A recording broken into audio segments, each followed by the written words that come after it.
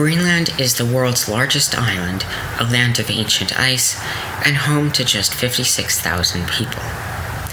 For most of history, it was seen by the world as a remote, frozen frontier. But today, in 2026, it is the center of a political firestorm. The idea of purchasing Greenland, or even taking control of it, has moved from the fringes of social media to the center of the Oval Office and the doorstep of NATO. But why now? And why has the United States been obsessed with this island for nearly 2 centuries? Today, we're looking at the history, the hidden riches, and the uncertain future between the USA and Greenland. To understand the present, we have to go back to 1867. This was the year that the USA acquired Alaska. Secretary of State William Seward, the man who negotiated that deal, actually had his eyes on Greenland, too. He commissioned a report that highlighted its mineral wealth and fisheries. He saw it as a way to sandwich Canada and eventually bring it into the American sphere of influence. But the most crucial turning point occurred during World War II. When Nazi Germany occupied Denmark in 1940, Greenland was left in a legal confusion. The USA, fearing that the Germans would use the island as a base to attack its eastern coastline, stepped in. In 1941, they signed a deal with the Danish envoy in Washington, D.C. to protect the island. They built air bases, weather stations, and radar arrays.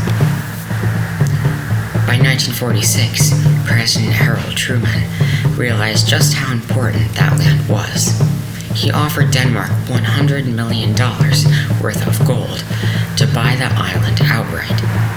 Denmark refused, but they did allow the USA to build Thule Air Base, now known as Patuxent Space Base, which became a cornerstone of America's nuclear early warning system during the Cold War. Why has this interest reached a boiling point in 2026, you might be asking? It comes down to 3 things: location, minerals, and the Arctic paradox. First, geography. As the ice melts, the Arctic Ocean is opening up. New shipping routes, or the Polar Silk Road, are becoming viable, potentially trimming weeks off of travel between Asia and Europe. If you control Greenland, you control the gateway.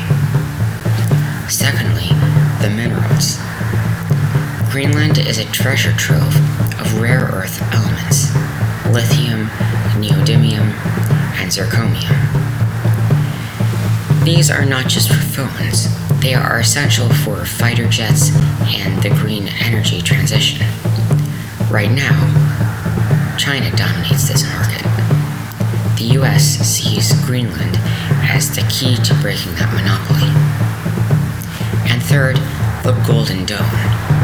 Just this week, we've heard renewed arguments that Greenland is absolute necessity for national security, a vital piece of a new missile defense shield.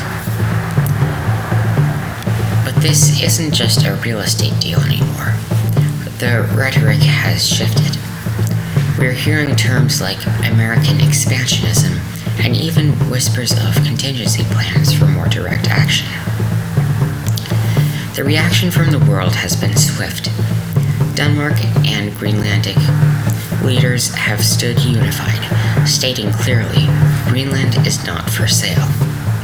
European allies have warned that any attempt to force the issue could be the end of NATO as we know it.